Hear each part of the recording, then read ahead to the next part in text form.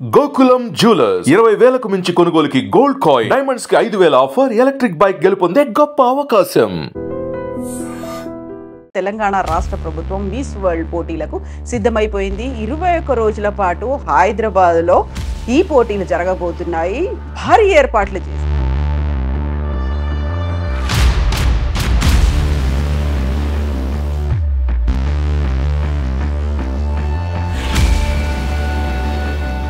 తెలంగాణ అంటే కూడా తెలియదు, హైదరాబాద్ కూడా తెలియని ప్రాంతాలు చాలా ఉన్నాయి.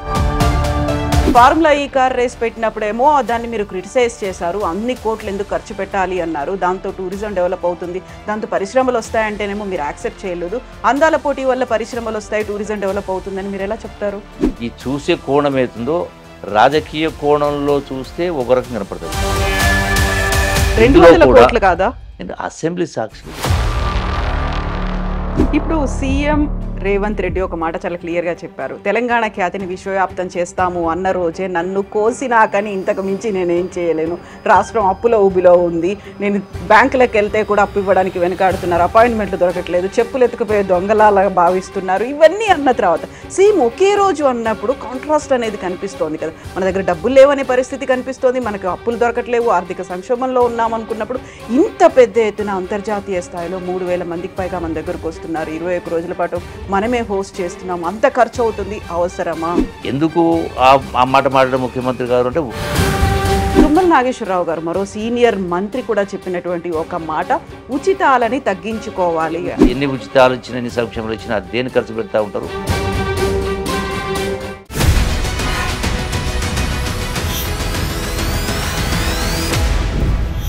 నమస్తే, welcome to I dream inside politics with Kavitha. ఒకవైపు నిరసనలు, ఆందోళనలు, బోల్డని ప్రశ్నలు, సందేహాలు, వీటన్నిటి మధ్య తెలంగాణ రాష్ట్ర ప్రభుత్వం మిస్ వరల్డ్ పోటీలకు సిద్ధమైపోయింది. 21 రోజుల పాటు హైదరాబాద్లో ఈ పోటీలు జరగబోతున్నాయి. భారీ ఏర్పాట్లు చేసింది. తెలంగాణ ఖ్యాతిని విశ్వవ్యాప్తం చేస్తామని రాష్ట్ర సీఎం అనౌన్స్ చేస్తున్నారు. ఆ తర్వాత వస్తున్నటువంటి సందేహాలు, ప్రశ్నలకు సమాధానాలేంటి? మనతో పాటుగా ఉన్నారు మంత్రి జూపల్లి కృష్ణారావు గారు. జూపల్లి గారు నమస్కారం అండి. నమస్తే కవిత గారు, బాగున్నారా? నేను బాగున్నా, మీరు ఎట్లున్నారు? Fine. First of all congratulations, మీకు very first time Hyderabad host చేస్తోంది. అది మీ హయాంలో జరుగుతోంది గారు. మా ముఖ్యమంత్రి రేవంత్ రెడ్డి గారి హయాంలో ఎస్ వారి దిశానిర్దేశం మేరకు హైదరాబాద్ యొక్క సంస్కృతి, అట్లాగే హైదరాబాద్ యొక్క తెలంగాణ రాష్ట్రం యొక్క ఖ్యాతిని, భిన్నత్వంలో ఏకత్వం. హైదరాబాద్ అంటేనే కాస్మోపాలిటన్, వివిధ రాష్ట్రాల వాళ్ళు, వివిధ మతాల వాళ్ళు కలిసి జీవిస్తున్నటువంటి తెలంగాణ రాష్ట్రం. అంతేకాకుండా తెలంగాణకు గొప్ప ఘనమైన చరిత్ర, చారిత్రక కట్టడాలు, వందల వేల సంవత్సరాలకు సంబంధించినటువంటి పురాతనమైనటువంటి దేవాలయాలు, అట్లాగే వివిధ వర్గాల ప్రజలు వివిధ పద్ధతిలో కళలు, కళాకారులు, రకరకాల, అంటే లంబాడి కావచ్చు, గోడ్స్ కావచ్చు, ఇంత రకరకాల, అసలు ఎన్ని ఉన్నాయనేది, ఎన్ని కళలు ఉన్నాయనేది వాస్తవంగా నేను ఎప్పుడో 10 years బ్యాక్ కొల్లాపూర్లో కొల్లాపూర్ సంబరాలు పెట్టినాం. కేవలం కొల్లాపూర్ నియోజకవర్గంలో ఉన్నటువంటి కళాకారులు మాత్రమే ఆహ్వానించాం. అసలు నేను ఆశ్చర్యపోయిన, అసలు పేర్లే నాకు తెలియదు. అంటే ఇన్ని రకాల కళలు ఉన్నాయా, ఇన్ని రకాల కళాకారులు ఉన్నారా అనేది, జానపద కళారూపాలన్నీ ఉన్నాయా, అటువంటిది ఒక నియోజకవర్గ పరిధిలోనే ఆ స్థాయిలో ఉంటే, తెలంగాణ రాష్ట్రంలో చూడదగ్గవి, వినదగ్గవి, చూసి తరించాల్సిన ఎన్నో ఉన్నాయి. సో అందుకని దానికి తోడు తెలంగాణ రాష్ట్రం కొత్త రాష్ట్రం. నేను ఈ మధ్యకాలంలో ఈ టూరిజం ప్రమోషన్లో భాగంగా అమెరికా వెళ్ళినాను, అట్లాగే దుబాయ్ కావచ్చు, థాయిలాండ్ కావచ్చు, రకరకాల దేశాలు పోయినప్పుడు తెలంగాణ అంటే Telangana, where is this Telangana అనేటువంటి పరిస్థితి ఉన్నది. అంటే హైదరాబాద్ అన్న కొంత తెలుసు, కానీ తెలంగాణ అంటే చాలామందికి తెలియదు.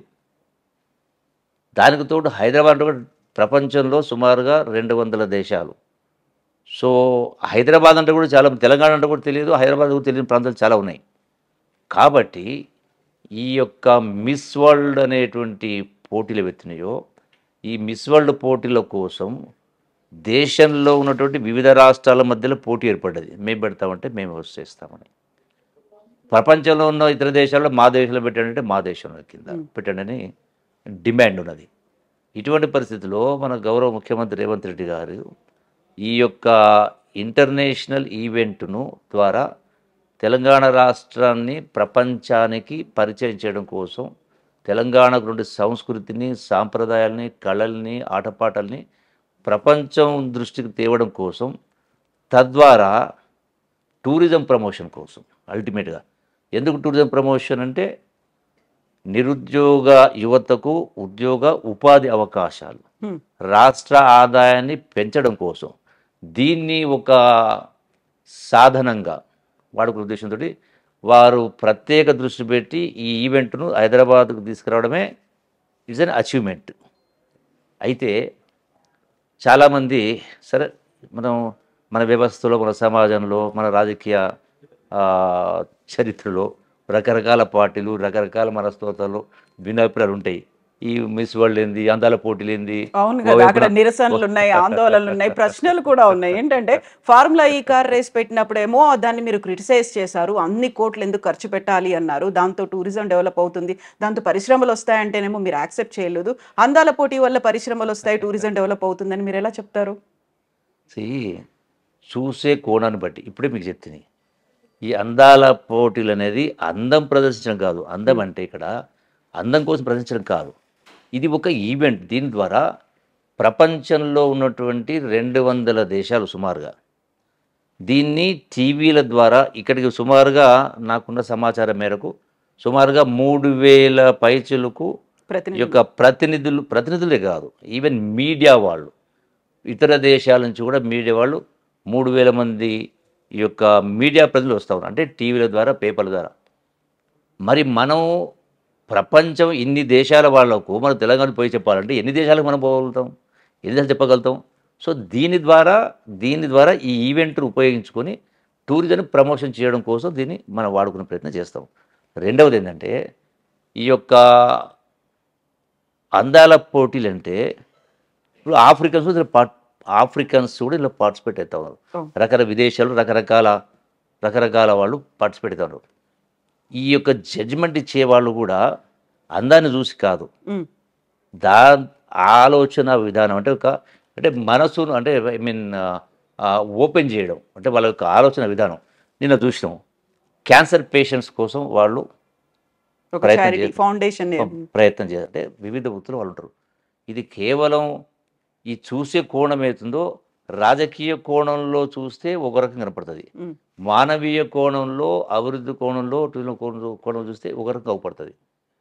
సరే, విమర్శకులు అనేవాళ్ళు ఎప్పటికైనా ఉంటారు, బట్ పర్పస్ అనేది రాష్ట్ర ఆదాయం పెంచడం కోసం, టూరిజంని ప్రపంచాన్ని చాటి చెప్పడం కోసం, నిరుద్యోగ యువకులకు ఉద్యోగ ఉపాధి అవకాశాల కోసం చేస్తాము. రెండవది, మీరు ఇప్పుడు అన్నారు మాట, ఇటువంటి పరిస్థితుల్లో ఆర్థిక ఇబ్బందులు అనుకుంటూ ఇన్ని 100 కోట్లు ఖర్చు పెడతారని కింద నేను అసెంబ్లీ సాక్షిగా చెప్పిన. దీనికి టోటల్గా ఈ Miss World organisation private limited అవుతుందో దీనికి అయ్యే మొత్తం ఖర్చు 54 కోట్లుగా చూపించినారు. 54 కోట్లలో 27 కోట్ల రూపాయలు ఆ మిస్ వరల్డ్ ఆర్గనైజేషన్ వాళ్ళు పెట్టుకోవాలి. మిగిలిన 27 కోట్లు తెలంగాణ రాష్ట్ర ప్రభుత్వం ధర. ఇందులో కూడా చీచి అంటే మతి లేని వాళ్ళ, మతి భ్రమించిన వాళ్ళ చెప్తారా, ఏదో ప్రభుత్వం యొక్క ప్రతిష్టను మసకపరచాలా, ముఖ్యమంత్రి రేవంత్ రెడ్డి గారి పైన బురదల్లాలా, ఈ టూరిజం శాఖ పైన బురదల్లాలని ఆలోచనతో తప్ప ఇంత స్పష్టంగా కుండబద్దలు కొట్టినట్టు చెప్పినాం. ఈ 27 కోట్లలో రాష్ట్ర ప్రభుత్వం అంటే టూరిజం డిపార్ట్మెంట్ పెట్టి 27 కోట్లలో ఇప్పటిదాకా మా శాఖ ద్వారా ఇచ్చిన కేవలం 5 కోట్ల రూపాయలు. ఈ మిగిలినటువంటి డబ్బు కూడా ఈ యొక్క ఇంత పెద్ద ప్రపంచ ఈవెంట్ కాబట్టి స్పాన్సరర్స్ అంటే వివిధ వ్యాపారాలు చేసిన పెద్ద పెద్ద సంస్థల వాళ్ళు వాళ్ళ పరిశ్రమలకు పబ్లిసిటీ కోసం వాళ్ళు డబ్బులు ఇచ్చి స్పాన్సర్ చేస్తారు. సో మిగతా 22 కోట్ల రూపాయలు పెట్టాల్సిన అవసరమే రాకపోవచ్చు. ఈ పెట్టిన 5 కోట్లు కూడా తిరిగి వాపసు కూడా రావచ్చు. ఇది అసెంబ్లీ కూడా చెప్పిన. అయినా కూడా మళ్ళీ ఈ రోజు కూడా నేను చూసిన ఒక పేపర్ పేరు చెప్పాలి కానీ నమస్తే తెలంగాణలో 200 కోట్లు ఖర్చు పెట్టేది. అంటే వాళ్ళకి ఏం చెప్తాం ఇటువంటి వాళ్ళకు? అంటే పర్పస్ అనేది ఇంత స్పష్టంగా చెప్పిన తర్వాత కూడా మళ్ళీ అదే మాట మాట్లాడుతూ ఉంటే దానికి ఏమంటాం మనం?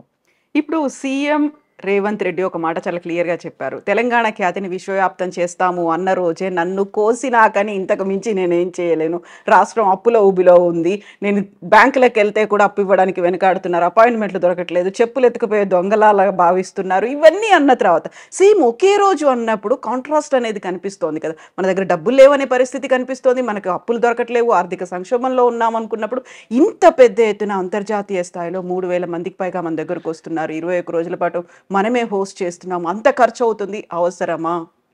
మనం ఖర్చు పెట్టడం లేదు. మీరు చెప్తే కదా మనం ఇచ్చింది 5 కోట్లు, అది కూడా తిరిగి మనకు వాపసు వస్తాయి, ఇంకా ఎక్కువ కూడా వస్తుంది టూరిజం కార్పొరేషన్కు. ఇవన్నీ కూడా ఆ స్పాన్సరర్స్ చేసేటువంటి ఏర్పాటు చేస్తారు. ఇది టోటల్గా టూరిజం అనేది ఇది గ్లోబల్ టూరిజం, ఒక డెస్టినేషన్ కింద. ఇప్పుడు అసలు ప్రపంచ టూరిజంలో భారతదేశం యొక్క స్థాయి ఏ స్టేట్లో ఉంది? నాకు తెలిసి మళ్ళీ 10 ఉందో 20 ఉందో 30 ఉందో బాటం లెవెల్లో.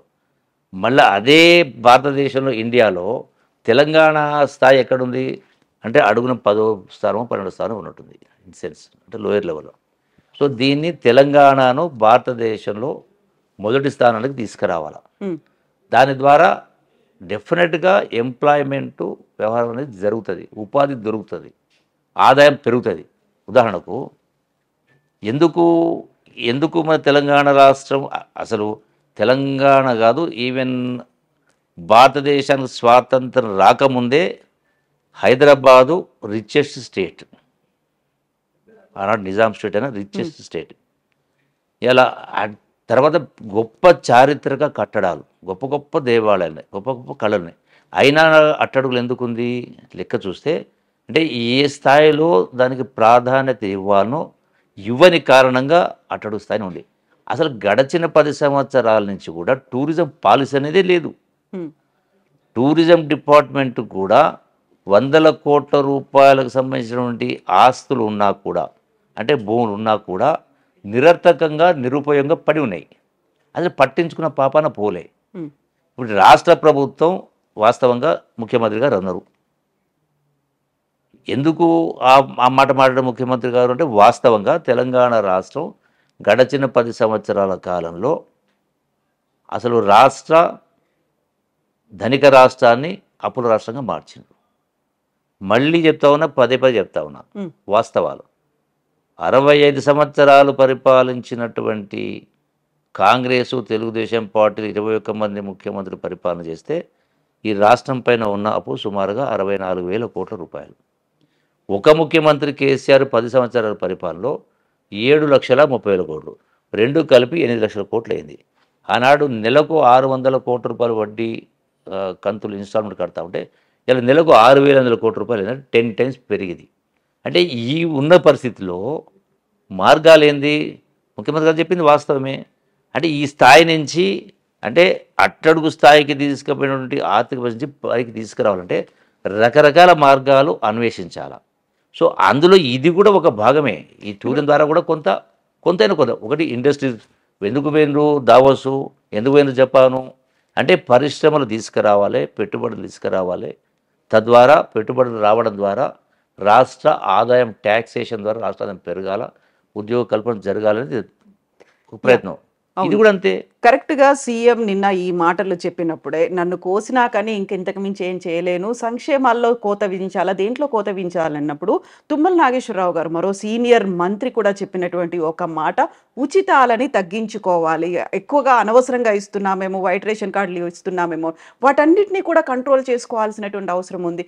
పెద్ద ఆయనకు కోపం వచ్చినా సరే నేను చెప్తాను అని ఆయన మాట్లాడిన మాటల్ని అక్కడ అకౌంటబిలిటీ అనేది ఉంటుంది, దానికి ట్రాన్స్పరెన్సీ అనేది మెయింటైన్ చేయాలి అనేది. ఎట్ ద సేమ్ టైం ఇక్కడ ఆర్టీసీ సమ్మె సైరన్ కావచ్చు, ఉద్యోగుల సమరాలు కావచ్చు, బడ్జెట్ పద్మనాభం లాగా నేను ప్రతిరోజు లెక్కలు చూసుకుంటున్నానని సీఎం రేవంత్ రెడ్డి అంటున్నారు. ఇవన్నిటినీ చూసుకుంటే ఒకదాన్ని సార్ట్అవుట్ చేయాలి అనేది అనిపిస్తోంది కదా. దానికి ఒక ఆన్సర్ ఇవ్వాలి, ఒక సొల్యూషన్ ఇవ్వాలి అంటే ఏం చెప్తారు?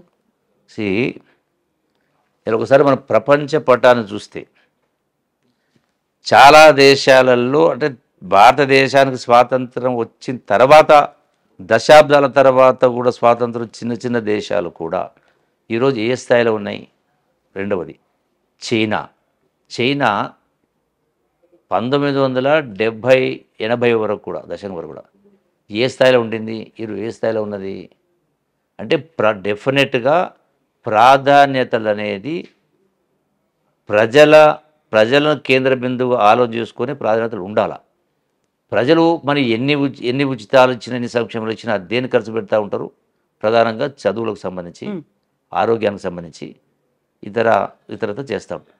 సో అంటే మన బేసిక్గా ఇన్ఫ్రాస్ట్రక్చర్ ఇవాళ కొన్ని దేశాలకు ఎందుకు ఏమీ లేనటువంటి ఇలా దుబాయ్ తీసుకున్న, సింగపూర్ అట్లా చాలా దేశాలు ఉన్నాయి. ఏమీ లేకున్నా అక్కడికి ఎందుకు వాళ్ళ యొక్క పర్యాటకం కావచ్చు, వాళ్ళ యొక్క I mean per capital income స్థలస్థలాలు ఎందుకు పెరిగింది అంటే ఇన్ఫ్రాస్ట్రక్చర్ అంటే రవాణా కావచ్చు, రైల్వే కావచ్చు, ఇంకోటి కావచ్చు. ఈ ఇన్ఫ్రాస్ట్రక్చర్ డెవలప్ చేయడం పైన ఫోకస్ పెడతా ఉంటాయి. ప్రజలకు కావాల్సినటువంటి కనీస అవసరాలపైన ఖర్చు పెడతా ఉంటాయి, ప్రధానమైన అవసరాలపైన. అట్లా కాకుండా మనం ఉచితాలు ఇచ్చినా కూడా అల్టిమేట్గా పేదవాళ్ళ యొక్క వాళ్ళ స్టాండర్డ్ ఆఫ్ లైఫ్ అవుతుందో వాళ్ళు పెట్టే ఖర్చులు మళ్ళీ వీటికే పోతూ ఉన్నాయి. సో ఆ సిస్టమ్ను మనం ఎడ్యుకేషన్ స్ట్రెంథెన్ చేయాలా, హెల్త్ సెక్టర్ని స్ట్రెంథెన్ చేయాలా. సో ప్రయారిటీస్ అనేది డెఫినెట్గా ఇది మన రాష్ట్రానికే కాదు నేను చెప్పేది, భారతదేశమే ఆలోచన చేయాల్సిన పరిస్థితికి వచ్చింది. సో డెఫినెట్గా కాబట్టి ఈ టూరిజం ఈ యొక్క మిస్ వరల్డ్ అనేది ఆ అందం కోణలు కాదు చూడడం, ఆవిష్కరిస్తున్నటువంటిది ప్రపంచానికి తెలంగాణ రాష్ట్రం యొక్క గొప్పతనాన్ని, ఔన్నత్యాన్ని, సంస్కృతిని, సాంప్రదాయాలను వీటన్నిటిని ప్రపంచానికి పరిచయం చేయడం కోసం తెలంగాణ రాష్ట్రాన్ని టూరిజంలో ముందుకు తీసుకెళ్ళడం కోసం చేస్తున్న కార్యక్రమం తప్ప not just for beauty, no. సంస్కృతి సంప్రదాయాలను చూపించాలి అనుకున్నప్పుడు ఇటు రామప్పకి ఎందుకు తీసుకెళ్ళాలి, అటు టెంపుల్స్ విజిట్ అనేది ఎందుకు పెట్టుకోవాలి? హెరిటేజ్ వాక్ అంటే చార్మినార్ వైపు తీసుకెళ్ళవచ్చు, కానీ వీటిని కూడా ఎందుకు ఇంక్లూడ్ చేయాల్సినటువంటి అవసరం వచ్చింది? అక్కడ మన దేవాలయాలకు సంబంధించి వీళ్ళు వెళ్తున్నటువంటి డ్రెస్సింగ్ స్టైల్ కావచ్చు, వాళ్ళ పాశ్చాత్య సంస్కృతి, అవన్నిటితో అక్కడికి ఎలా వస్తారో అవమానం జరుగుతోంది కదా అనే వాళ్ళకి. ఎయిర్పోర్ట్ నుంచే పూర్తిగా తెలంగాణ సంస్కృతి, తెలంగాణ గట్టు బొట్టు సాంప్రదాయాలతోటి ఇవన్నీ కూడా ఏర్పాటు చేసే కార్యక్రమం చేస్తాము. వీటన్నిటి మరి ప్రపంచానికి టూరిజం, రామప్ప దేవాలయానికి టూరిజం రప్పియాలంటే మరి ప్రపంచానికి రామప్ప దేవాలయం ఉంది, యునెస్కో అవార్డు పొందని చెప్పని ప్రపంచానికి తెలియాలంటే తీసుకెళ్ళి చూపిస్తేనే కదా. ఈ 3,000 మంది ప్రపంచ దేశాల నుంచి వచ్చినటువంటి మీడియా ద్వారా ప్రపంచానికి చాటి చెప్పడమే కదా. ఒక రామప్ప అయినా, చార్మినార్ అయినా, చెవుమాళ్ళు అయినా, వరంగల్ కాకతీయుల కోట అయినా, 1000 స్తంభాల గూడైనా, నాగార్జున సాగర్ అయినా, నాగార్జున కొండ, ఇట్లా రకరకాల వీటన్నిటిని కూడా. సో ఇది ఒక అవకాశంగా మనం వాడుకుంటా ఉన్నాం. ఇంకోటి ఏంటంటే మనకి మీరు హెరిటేజ్ వాక్ అని పెడుతున్నారు, టూరిజం క్లస్టర్స్ అనేవి ఉన్నాయి, వీటన్నిటిలో భాగంగా ప్రధానంగా వాళ్ళకి హ్యాండ్లూమ్ని షోకేస్ చేయడానికి పోచంపల్లి దాకా తీసుకెళ్తామన్నారు. బట్ 2 days బ్యాకే రాజన్న సిరిసిల్లలో కూడా ఒక హ్యాండ్లూమ్ వర్కర్ సూసైడ్ చేసుకొని చనిపోయాడు, అప్పుల ఊబి ఉంది. ఫస్ట్ వాళ్ళ మీద ఫోకస్ పెట్టేసి వాళ్ళకు ఉన్నటువంటి కష్టాలు తీర్చి అప్పుల కోసం వాళ్ళకి సంక్షేమ పథకాలు ఇవన్నీ అమలు చేయకుండా వీళ్ళతో వస్తున్నటువంటి ప్రపంచ దేశాల సుందరి మనలతో పోచంపల్లి చీరలు కట్టించో లేకుంటే వాళ్ళని అక్కడ తీసుకెళ్లడం వల్ల లాభం ఉందా? ఇక్కడ బేసిక్గా ఉన్నటువంటి వీళ్ళ కష్టాలు ఏంటి? వాళ్ళకి ఏ విధంగా ఎందుకు కష్టాలు వచ్చినాయి అంటే డెఫినెట్గా వాళ్ళు తయారు చేసినటువంటి చేనేత వస్త్రాలకు కొనుగోలు లేని కారణంగా, డిమాండ్ తగ్గిన కారణంగా పరిస్థితి వచ్చింది. సో వాళ్ళు దాని నుంచి బయట వేయాలంటే వీళ్ళు పోయిన వాళ్ళు కొనుగోలు చేస్తారు. వాళ్ళు కొనుగోలు చేసిన చూసి ప్రపంచవ్యాప్తంగా వాళ్ళ యొక్క ఉత్పత్తులకు డిమాండ్ క్రియేట్ చేయడం. రెండవది అక్కడ ఆ చేనేత కార్మికులు సూసైడ్ అనేది జరిగింది అంటున్నారో, ఇది దశాబ్ద కాలంగా వస్తున్నటువంటి విధానాల కారణంగా ఈ ప్రభుత్వం వచ్చిన తర్వాత ఇప్పటికే నాకు తెలిసి సబ్జెక్టు కరెక్షన్ చేనేత కార్మికులకు సంబంధించినటువంటి ₹1,00,000 రుణమాఫీ కూడా చేసినట్టుగా మనం already I think is already declared. So ఈ 21 days హెక్టిక్ షెడ్యూల్స్ ఉండబోతున్నట్టున్నాయి. మొత్తం ఫోకస్ అంతా దాని మీదే ఉంటుందా? మిగతా అవన్నీ కూడా మీకు బోల్డ్ అన్ని డిపార్ట్మెంట్స్ ఉన్నాయి కాబట్టి వాటన్నిటిని ఎలా ట్యాకిల్ చేస్తారు మీరు? అన్నీ మనకి 24 గంటలు ఉదయం 5 తెల్లవారు 5 నుంచి రాత్రి 11 దాకా పనిచేస్తూనే ఉంటాం కాబట్టి ఏది కూడా పెండింగ్ లేకుండా ఇది అది అన్నిటి కలగలిపి మేము 4-5 శాఖల్ని మీరు హ్యాండిల్ చేసుకుంటూ ముందుకెళ్ళాలి. ఫోకస్ అంతా దీని మీద పెట్టడానికి లేదు కాబట్టి.